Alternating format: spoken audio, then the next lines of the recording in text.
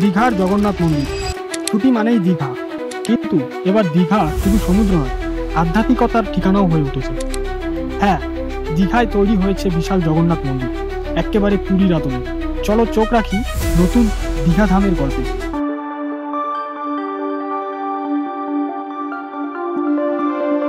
Digha rail স্টেশনের একদম কাছে 22 একর জমির উপর এই জগন্নাথ মন্দির গড়ে উঠেছে।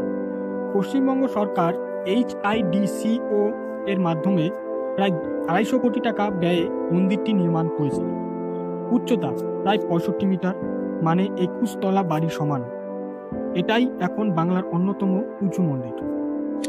পুরীর জগন্নাথ মন্দিরের মতো করেই বানানো হয়েছে এই মন্দির। মেঝেতে ভিয়েতনামের মার্বেল, আর পুরোটাই তৈরি রাজস্থানের গোলাপি বেলে পাথর।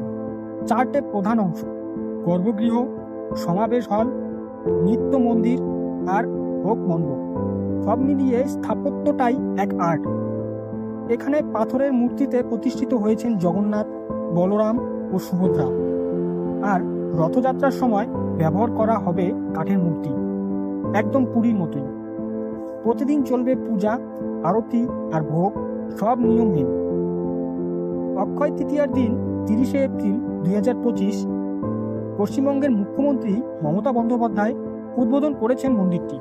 তার আগের দিন ছিল মহাযজ্ঞ, আর এখন প্রতিদিনই ভক্তের ভিড়। মন্দির চত্বরে লাগানো হয়েছে 500-র বেশি গাছ। স্থানীয় মহিলারা হস্তশিল্প বিক্রি করছেন মন্দিরের পাশেই।